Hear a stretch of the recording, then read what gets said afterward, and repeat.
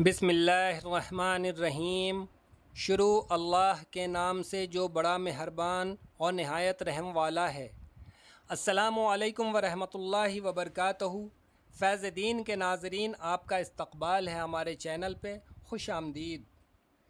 अब्दुल हक शिबली रहमतुल्लाह अलैह कहते हैं कि एक वाक़या मैंने सुना है कि मिस्र में एक शख्स था जो अज़ान व नमाज का सख्त पाबंद था और सिर्फ़ अज़ान व नमाज के लिए मस्जिद में पड़ा रहता था। ताआत व इबादत की वजह से उसके मुंह और पेशानी पर नूर बरसता था। एक रोज़ वो अपनी आदत के मुवाफ़िक़ अज़ान कहने की गरज से मीनारा पर चढ़ा। मीनारा के नीचे ईसाई का घर था। इत्तफ़ाक़ से उस घर पर उसकी नज़र पड़ी। देखा एक लड़की खड़ी हुई है। उस वक्त ये बेकाबू हो गया। अज़ान व नमाज को खैराबाद कहकर मीनारा से नीचे उतरा और सीधा उस ईसाई के घर पहुंचा।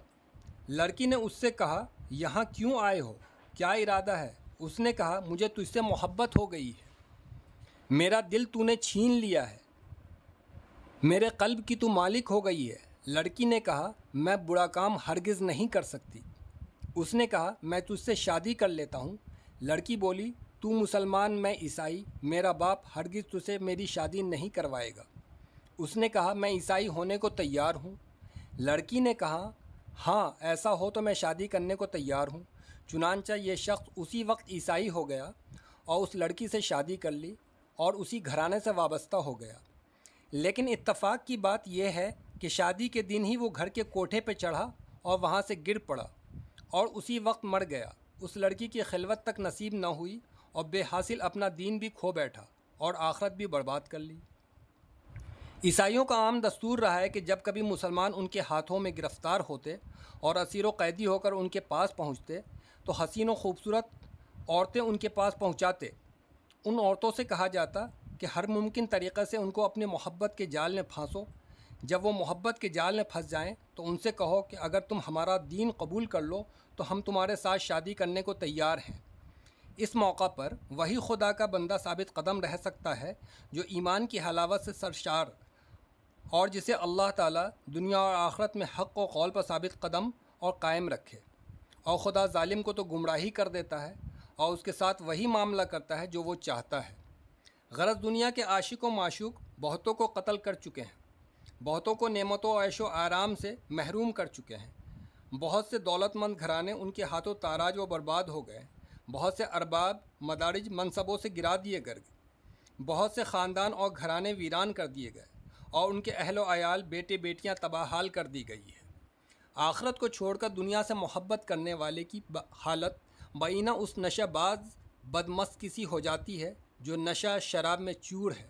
उसका घर जल रहा है, माल व औलाद तबाह हो रही है। उस वक्त उन अशिया का जलना, तबाह व बर्बाद होना और उस तबाही बर्बादी की तकलीफ़ उसकी क़ुव्वत शऊर से बाहर है, क्योंकि शराब के नशा ने उसे की क़ुव्वत शऊर को बेकार कर दिया है।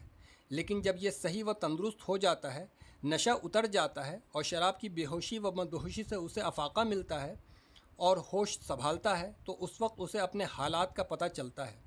बिल्कुल ठीक ठीक दुनिया और आखिरत की ज़िंदगी का यही हाल है।